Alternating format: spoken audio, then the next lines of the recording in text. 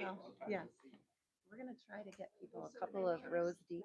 So feel free to squish in. A couple people deep would be great. So trying to get us, Short. Yeah, short. I know. I'm cheating. Right up here.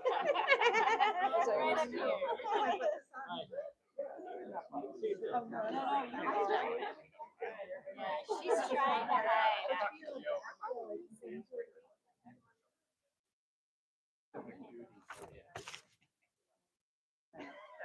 I still take on a regular.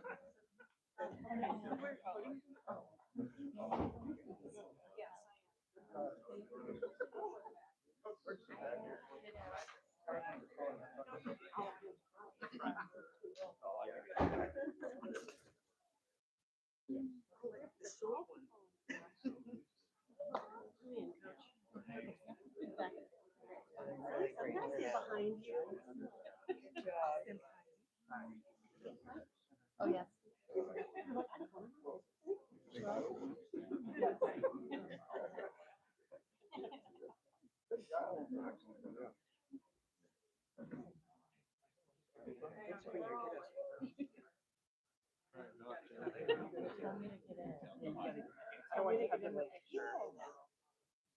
Come from the back. There we are. There you go.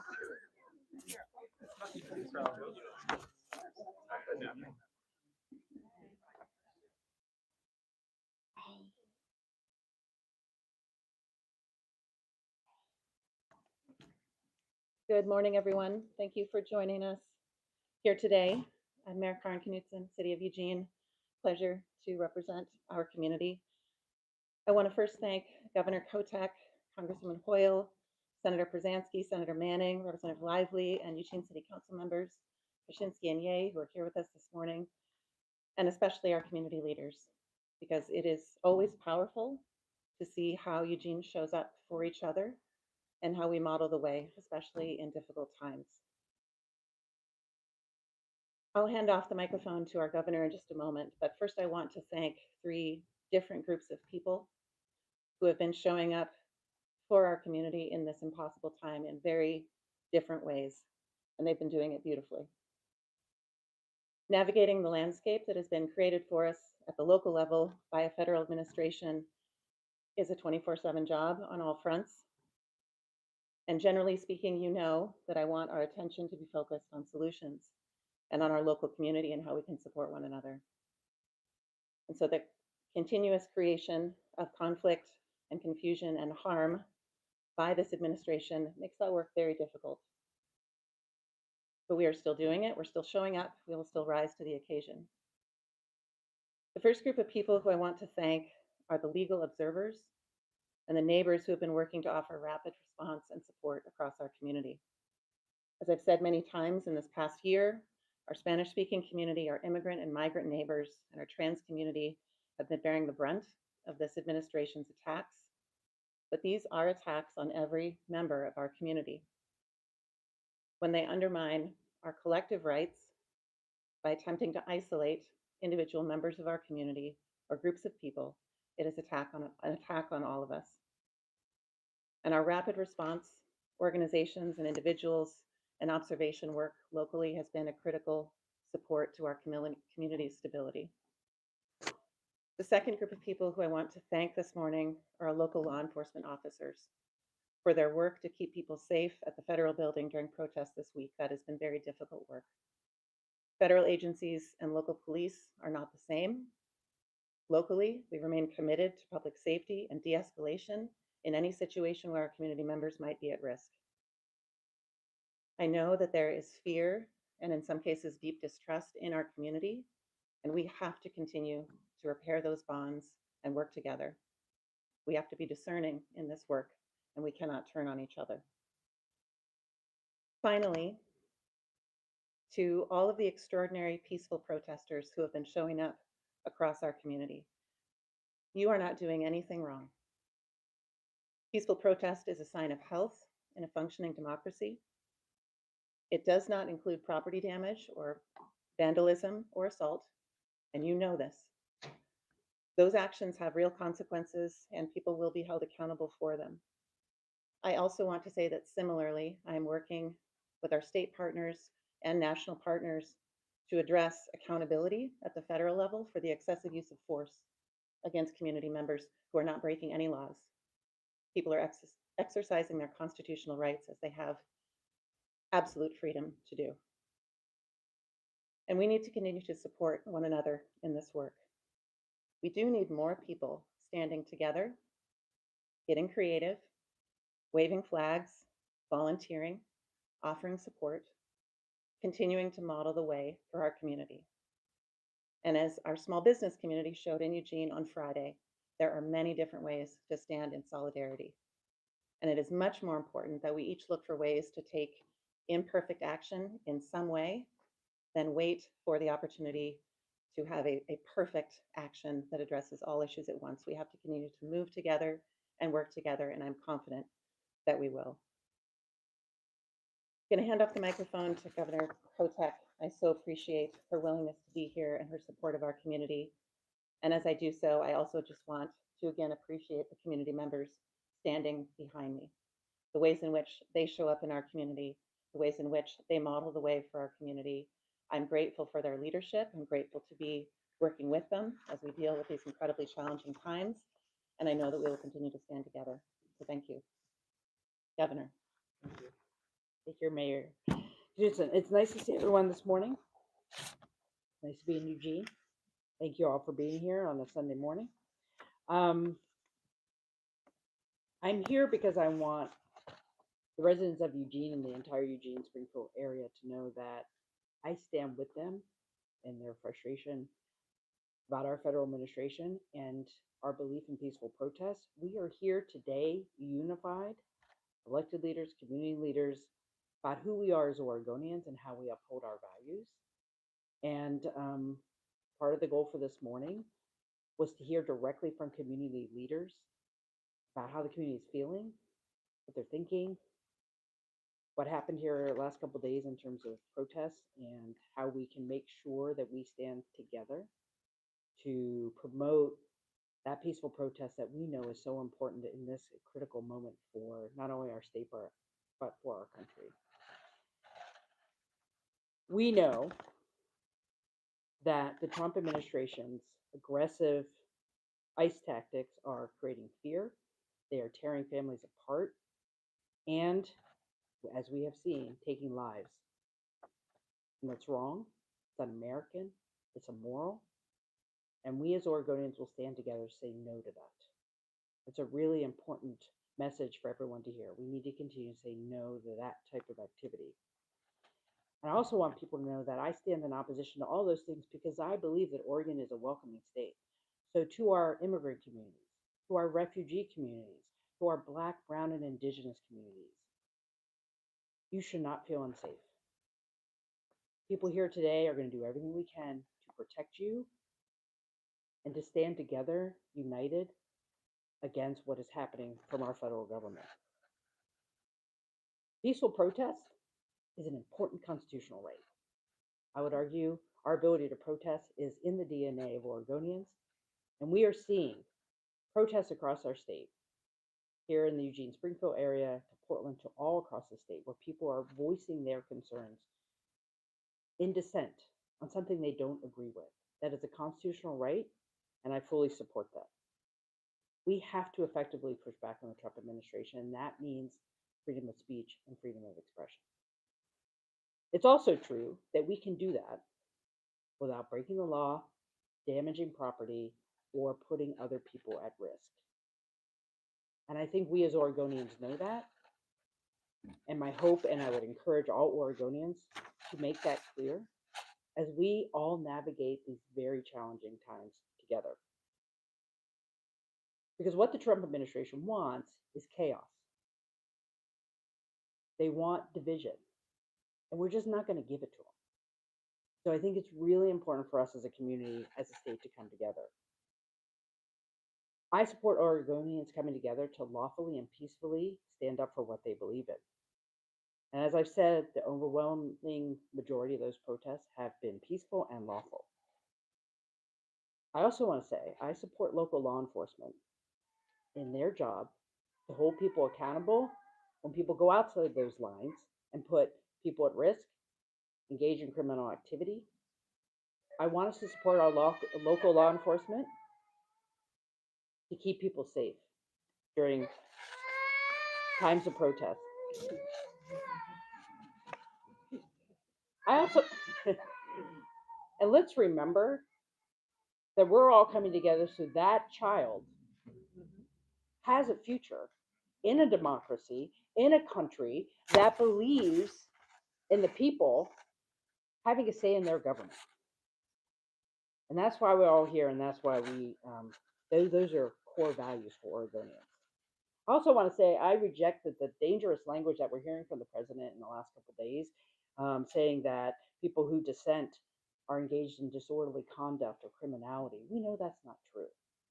The vast majority of folks who are protesting here in the state are doing it lawfully and peacefully.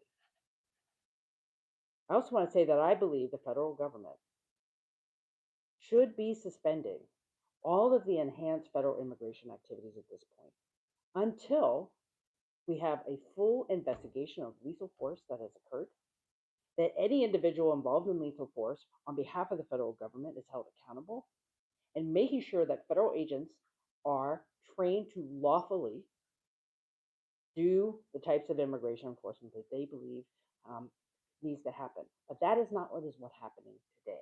And so I would ask the Trump administration to suspend what they're doing until we have all the answers so we can have safety in our communities before they do anything else. Finally, I know that Oregon will not be intimidated by the reckless federal actions and rhetoric that are coming from the Trump administration. And we will not allow our communities to be pulled into unnecessary conflict. I never want to see neighbor against neighbor. Let's remember why we're here. Let's remember what we're protesting for. For a community that is welcoming, a community that is safe, a community where we get to say what we don't agree with, and do it in a way that everyone can do it peacefully. It's painful when we hear that folks who want to peacefully protest are scared about going out. Let's create a place where people can be out and feel safe, peacefully protesting. And I know that's what the leaders here believe as well. So we need to stay focused, protect one another, protect our values, and do it in a way that we can stand together to stand up for what we believe in. And here in Eugene, in the Eugene Springfield area, I know that can happen.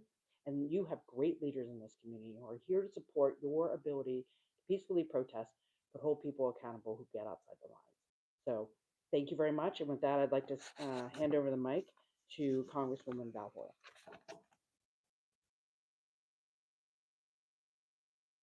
Thank you very much. First, I want to say I am dressed to get on an airplane because as soon as I leave here, I'm getting on an airplane to go back to DC, where we will be presented with a budget for DHS. I will be voting no until we can replace the current rendition of what ICE has become, because it isn't immigration and customs enforcement. I was in Minneapolis. I visited constituents who are in Tacoma.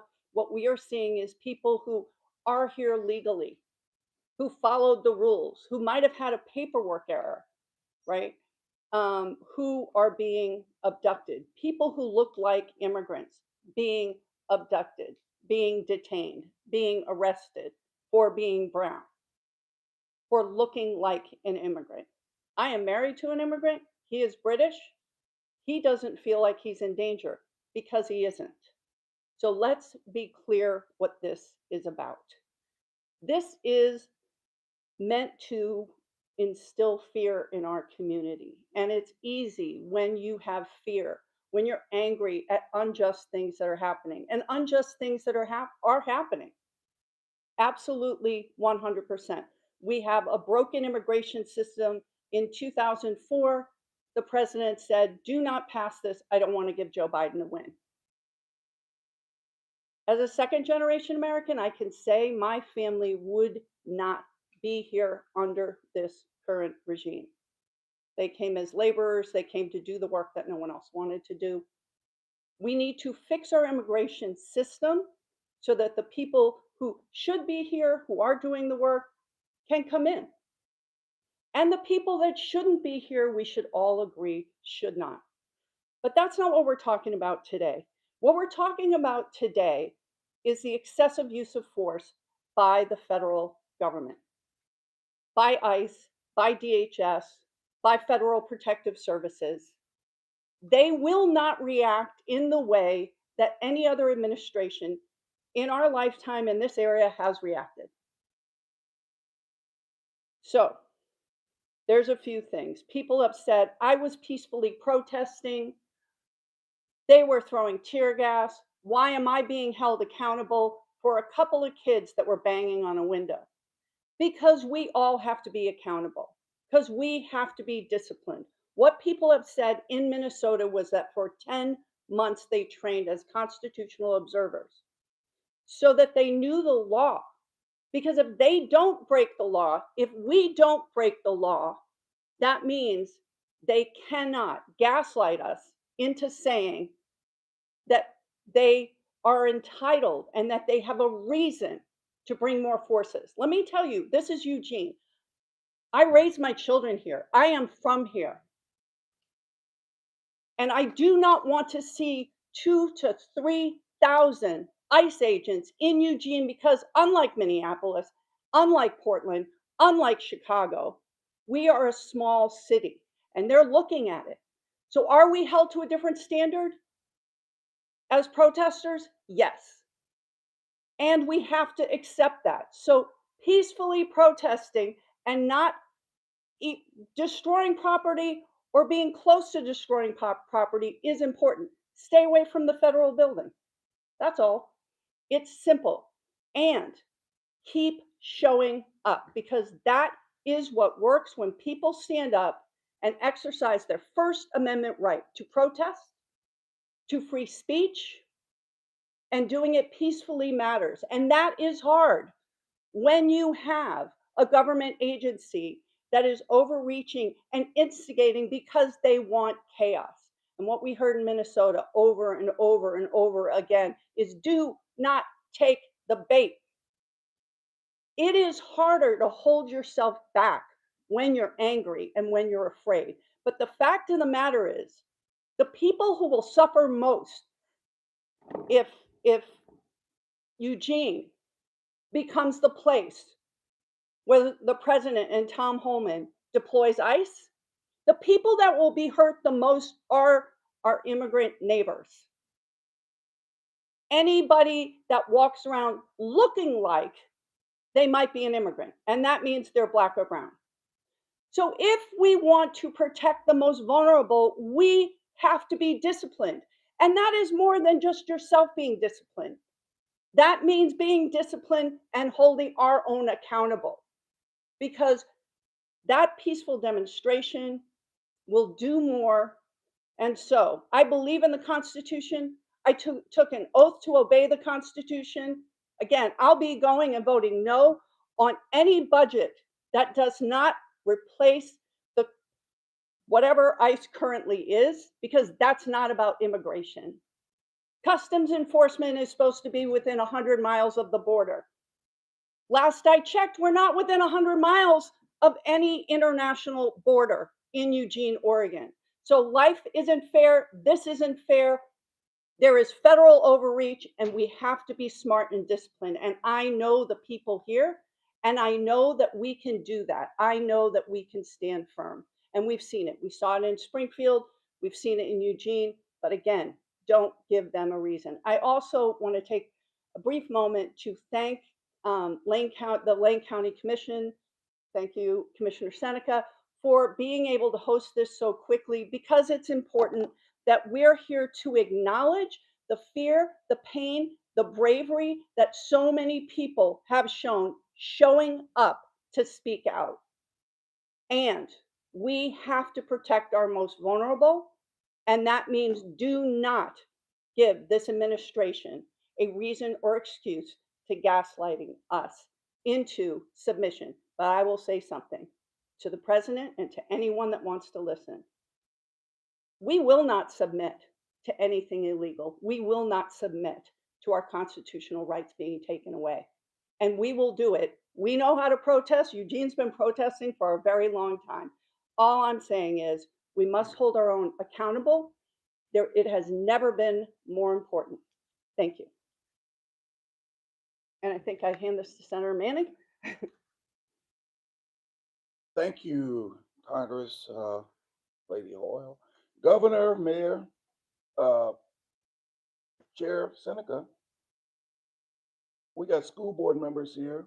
My colleagues, Senator Pozanski and Representative Lively. Of course, our great mayor and our fantastic governor. Thank you, Governor, for making the time to come down here. I'm the senator from Senate District 7, which includes North and West Eugene, Bonita, Elmira, and I am honored to serve the people of not just my constituency, but all of Oregon. Don't take the bait. You've heard that. Don't take the bait. I served in public service a long time. I'm a former penitentiary corrections officer, former police officer, railroad special agent. I served 24 years active duty United States Army.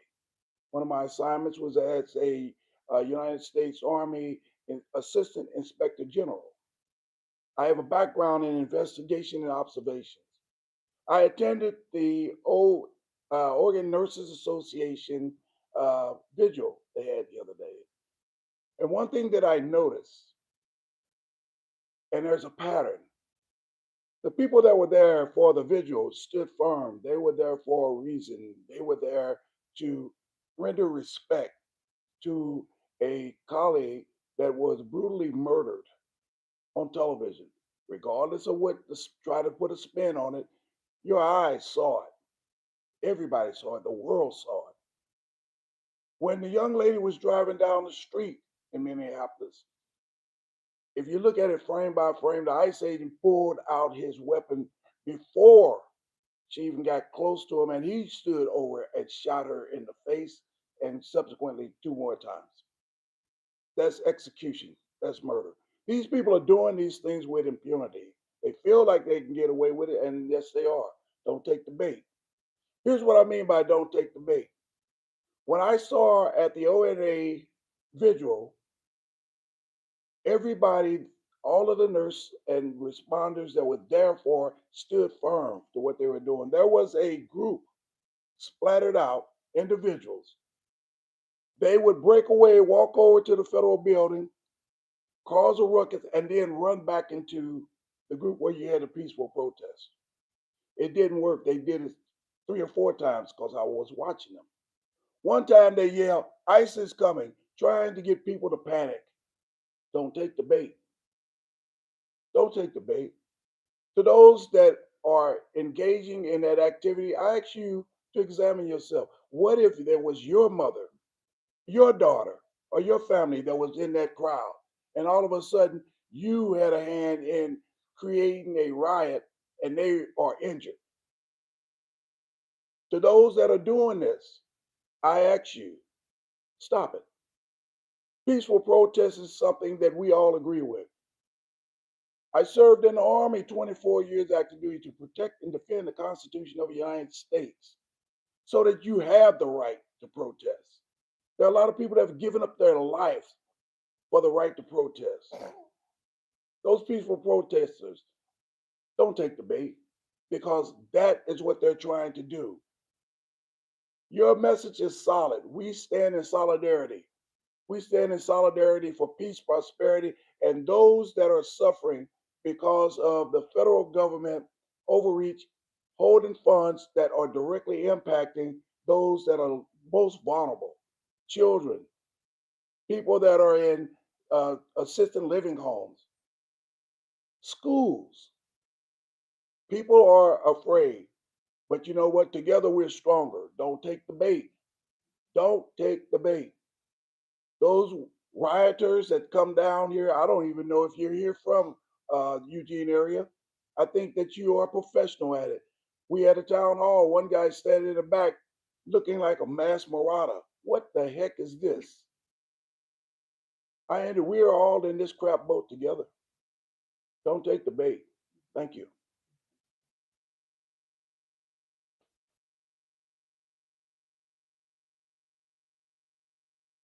Good morning. I am Dan Bryant. I'm an ordained minister of the Christian Church Disciples of Christ. Recently retired. I'm the last speaker. I think I was offered this spot to give the benediction. It is Sunday morning, church time. I am a preacher, but I'll refrain because I feel like I've already heard a couple of sermons this morning. I want to offer a different perspective. I began my career serving in the overseas ministries of my denomination in West Berlin. I hadn't thought about it until this particular moment, but for those 3 years, in a sense, I was an immigrant. I worked in a local congregation and then for Action Reconciliation Service for Peace. Action Reconciliation was formed by leaders of the Confessing Church of Germany. That group of Christians, including the famed Martin Niemöller and Dietrich Bonhoeffer, martyred by Hitler, who resisted the rise of Nazism. They established Action Reconciliation after the war to atone for the sin of their country through acts of reconciliation in those countries that were their former enemies. As part of my training for that work, I spent a week working with 30 German young adults in Auschwitz, visiting with 2 survivors of that camp while we were there. From that experience and getting to know the colleagues of Bonhoeffer and Niemöller, I learned 3 things. First, I came to understand the incredible importance and value of the democracy of this country, and hence the importance of fighting for it, but peacefully, nonviolently. Second, I learned how essential it is to work against anti-Semitism, xenophobia, and propaganda that vilifies the marginalized of our communities. And third, I discovered the importance of using nonviolent resistance whenever the power of government is used to dehumanize and terrorize its own people. That experience, along with the teaching of the great spiritual leaders from Jesus to Mahatma Gandhi, Martin Luther King to Cesar Chavez, Sister Teresa to Rosa Parks, has taught me and so many others that what is true and good in this world is not wrought by violence, but through acts of mercy, love, and justice. Eugene is a community of good people, good leaders, as you see here before you. Neighbors who, as in Minnesota, watch out for one another. The immigrants who live here are also our neighbors, the vast majority of which are hardworking, decent people who deserve our care and support in this time. My daughter, who studied Bonhoeffer in college, calls this our Bonhoeffer moment. It is indeed a moment when we must stand together lest we fall apart, when we must speak out for those who have been silenced, when we must respond to acts of violence with nonviolent resistance, when we must treat all others the way we want to be treated, when we must replace injustice with justice, cruelty with kindness, hate with love. May it be so.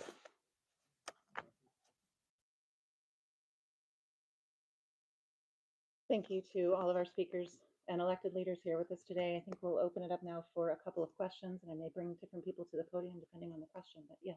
Hi, I'm Ashley from Lookout, Eugene. This is for you and the governor. Have any other riots been declared from protesting activity in recent months in Oregon? And Mayor, do you stand by EPD's declaration of Friday's riot? I will ask the governor to step in to speak to other jurisdictions and locations. And I've, of course, been in very close touch with Chief Skinner and Eugene Police throughout not just this past several days, but past several months. What I would say is the decision to declare the riot on Friday evening was made by our Chief of Police with the full awareness of also our City Manager Pro Tem, and that Mayor and Council were also advised of this change in the circumstances. And I want to be clear about what created that change in circumstance. What created that change was the moment that windows at the federal building were broken, and there was the effort to engage with the building and attempt to enter the building. And why our Eugene Police stepped in that moment is because we needed to protect our community. I want to be very clear that EPD coming forward, creating a barrier, and I've tried to speak to this in other statements, but creating a barrier between federal agents and the public gathered there was to protect the public gathered there. It was not to create a barrier to protect anything other than that or any other set of ideas about what might be happening. Said this was not a hypothetical situation. This was a very real circumstance where people's lives could have been at risk. And as Senator Manning mentioned, and the governor mentioned, we do not want to give any reason to the opportunity for people to use excessive force against members of our community. So I absolutely stand by that decision to declare a riot in that moment. We have not had any other declarations as such as a result of actions this week. My understanding is we now have more federal presence in this community. So the importance of peaceful protest is, that's the main message of today, that we need to do this work in a way that is creative and courageous and strategic and purposeful. The purpose of these protests is important.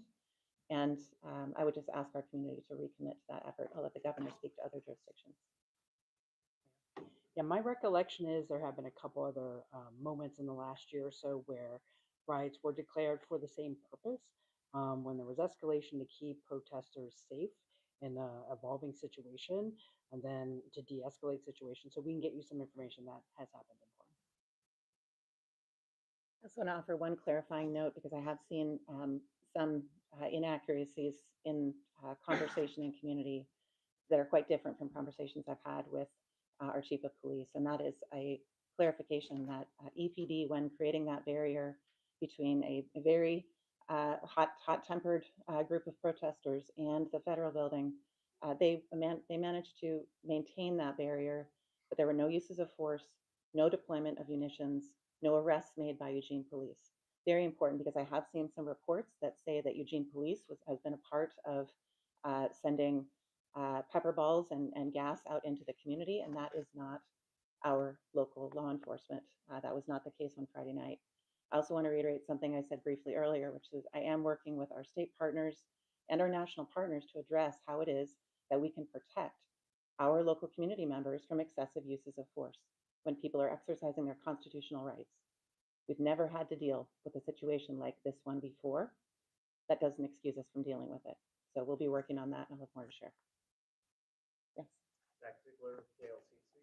I'm wondering if either of you, based on what the president said on Truth Social, he said he would require a request of local government to send federal authorities for help with protests or riots. Do either of you have any intention of really ever requesting federal help with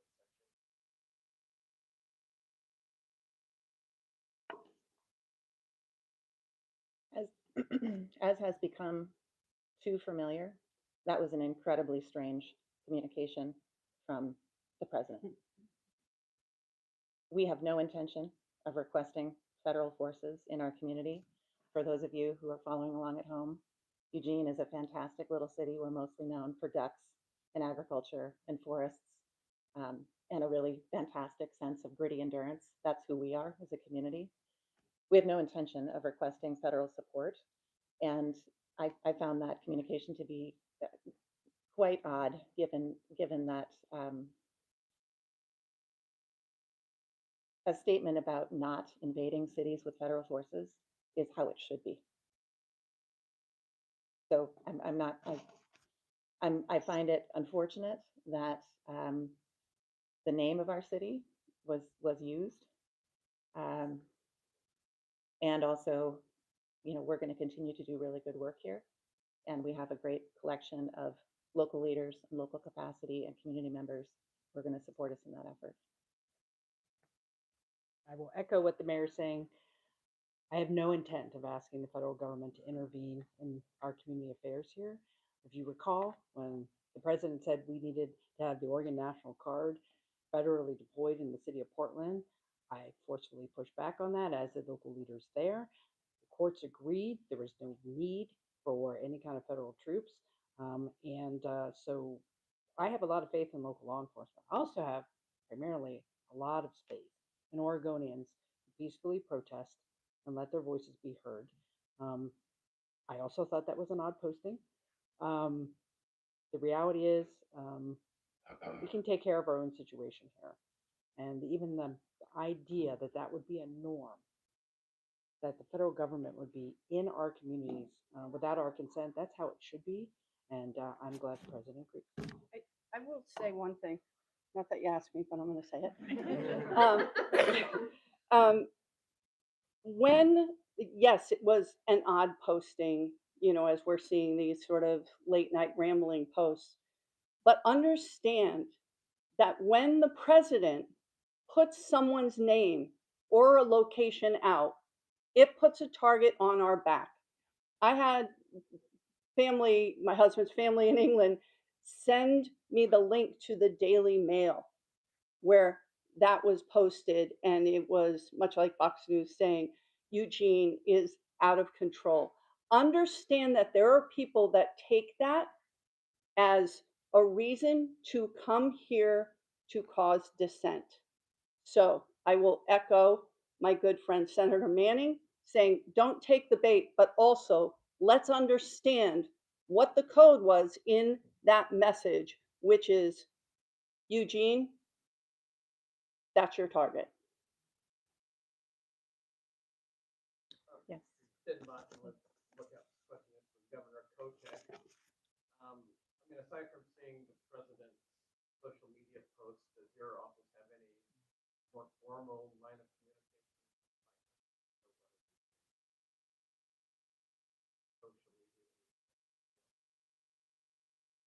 Well, the practice has been not to have any proactive communication from the White House. These things just kind of pop up in social media. But I did text the president and said, we have this under control. We're good. If you need any more info, let me know. Yes. Brandon Cameron, KVAL News. Can I just follow up on that with the governor? Did he respond? He did not.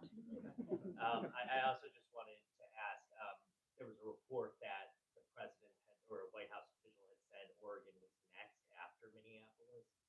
Have you heard anything in terms of a surge of ICE agents? Have you heard anything about that or had any communication? Then I also just wanted to ask Mayor Coos, do you feel excessive force has been used by federal agents this week? Well, I will say I do believe excessive force has been used also last night in Portland. Let's remember, in 2020, after the murder of George Floyd and after very considerable conversations in the Oregon legislature, we have rules of the road in our laws here in the state of Oregon about how law enforcement should interact in mass events like that. And people have been trained across our state. Our local law enforcement understands our laws. They are trained. They understand the constitutionality of free speech. And I have a lot of faith that they know how to interact in a lawful way with folks who are expressing their opinions in a public setting. For the president, I do believe these are threats. Say, we're coming for you. What has happened in Minnesota is unconscionable. The proportion of federal agents to local law enforcement is a considerable concern. I stand with Governor Walz and what he's been trying to do to calm the situation, as well as the mayor of Minneapolis. It is true that this administration is targeting states that didn't vote for him and communities that don't agree with him. That is un-American, it's undemocratic, and what we can do to protect ourselves is peaceful protest. Let us not give any reason or rationale that he could claim the Insurrection Act. There's no insurrection going on in Oregon. When there's a problem, local law enforcement holds people accountable, and we continue to have peaceful protests. And that has been what is happening, and that should be what continues to happen in our state, and we need to protect each other by maintaining that. I'll add that there was certainly an aspect of deja vu in these past couple of days, because when I was standing with our Portland Metro mayors in early October, and there was a sort of social media campaign to paint a picture of reality in Portland, which was absolutely not the case on the ground in that community. It was very important to simply state the facts that there's no insurrection occurring. There is no emergency here. There are not conditions that would require any outside influence or sending of federal forces into our community. And we have to continue to speak to that reality, because we are dealing with a circumstance where others are spreading misinformation and disinformation about reality on the ground. Our community is really strong. in the sense of interconnectedness and relationships that we have here. I want to encourage everyone to recommit to using their personal points of connection, trusted hubs for information, not just reading what they see on the internet, because that churn cycle and tumble dry experience is not really helping us to deal with this. But we've got this. Eugene is good. As far as the use of excessive force and a question about whether or not I think that has occurred, I'm very concerned about the reports that I've seen from these last handful of days, and especially last night. The reports of federal agencies shooting pepper balls off of the federal building's property across the public right-of-way towards, I don't even know whom, but I have real questions about whether or not that it could in any way, shape, or form be described as addressing a credible threat.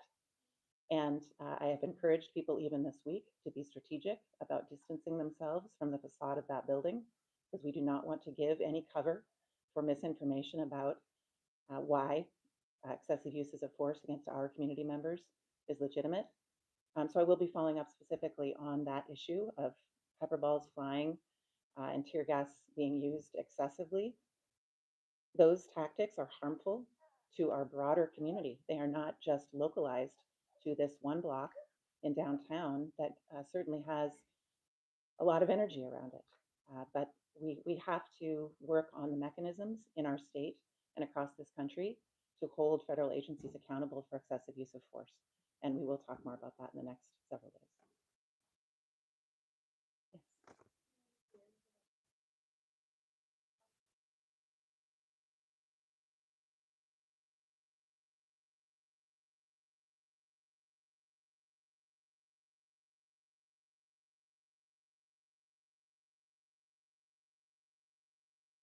I do not have any information about the arrests that FPS have made or DHS has made at the federal building this week. My understanding is that there were 2 arrests made last night, but I do not have any information about them.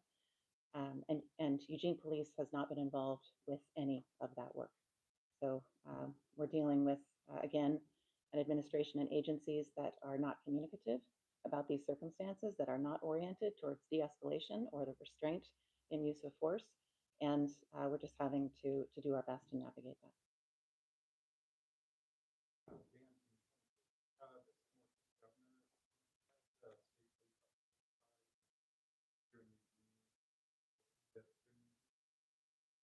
Well, Superintendent Cotting of the Oregon State Police has joined us for the community conversation this morning.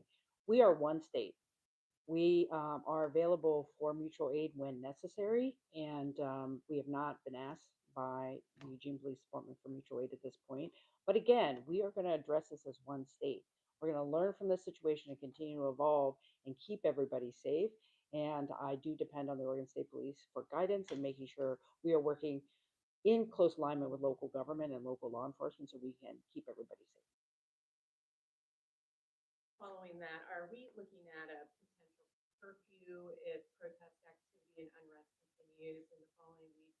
What other resources are going in to help with public safety? I will remain in close conversation with Eugene Police, with our Police Chief Skinner, and our city's executive leadership around all decisions related to maintaining public safety in our community. I think part of that question reiterates why we're here today, because peaceful protest is a right that we all hold. It's incredibly important, and it's incredibly important that we also in community are leading each other and holding each other accountable to that standard of peaceful protest. I've been reflecting on this the past couple of days. It's been in my mind for over a year. What makes peaceful protest and nonviolent resistance so difficult is that you are not receiving a peaceful response. You are not being treated nonviolently. That's what makes that commitment and that work challenging in community, is that there is a sense of there being an aggressor or someone who feels entitled to use excessive force. We also know that mass peaceful protest and collective shared resistance, that purposeful work in community to demand a better future, this is effective. We know know that mass sustained peaceful protest is the path to durable social change. And that's what our community is going to stay focused on.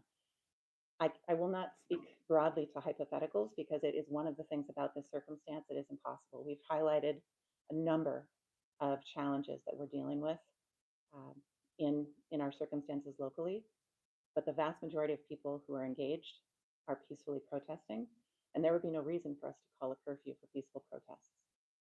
If there are other circumstances that occur, certainly we will adapt to those circumstances and we'll make decisions as we have to. Has there been any evidence given beyond federal authorities' words that people actually entered the building? Is there video footage, eyewitness testimony that people actually entered beyond? I have not seen videos of that moment in time. I've received multiple reports of what was perceived to be that intent, and I don't have any more information to share other than that. I think it's important to clarify that the moment that that window was broken, circumstances changed at that building, and we have to be continually adaptive to circumstances to protect our community. We're very, very focused on protecting people from terrible outcomes, even if it seems as though they're pushing towards those outcomes. We're going to try to protect people. And last question, if there's one more. Yes, Ben. Could you elaborate a little bit more on the accountability?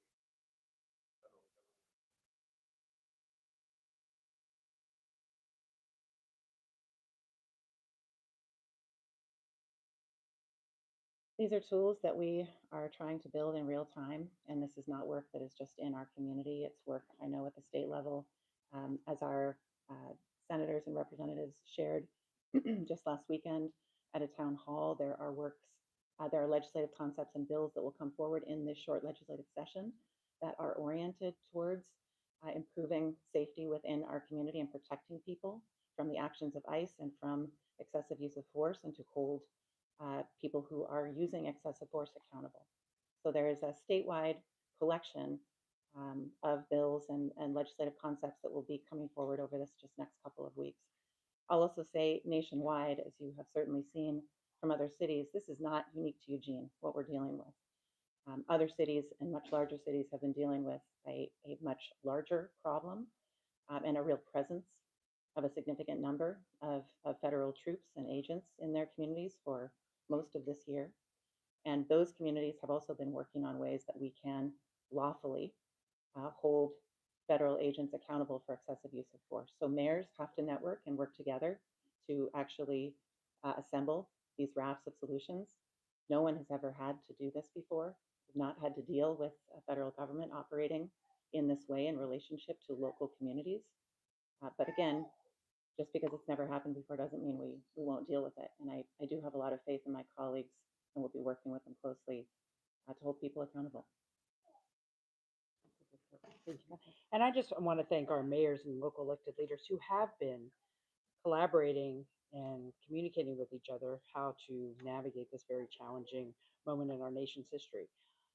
Until Republicans, the Republican majority in Congress, holds the president accountable and the Department of Homeland Security accountable to their use of force in the pursuit of their agenda, it is going to be up to states, governors, legislatures, local government leaders to come up with ways to protect their residents, their citizens.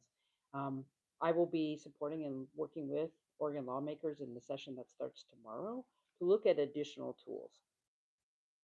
Right now, we can't keep people from putting masks on from the federal agents. Can we change that? How do we hold people accountable? And I do want to point out the Attorney General in our state, along with other district attorneys, have said no one is above the law. They are going to prosecute when and if they can to hold people accountable. Our goal is to not give them an opportunity to hurt people. And so back to the point of the general message here today is we have a lot coming at us as a state. Oregonians are going to stand together, unified in a smart, peaceful fashion, stand up for what we believe in so we can keep each other safe, because that at the end of the day is what we want. We want people to be safe, we want our communities to be safe, and we want our communities to be able to thrive. And I have a lot of faith in the leadership here locally and across the state who can get that done. So thank you for being here today. I thank the mayor, all the leaders here. Oregon is in good hands. We will take care of ourselves and our neighbors, and that is really important right now. So thank you.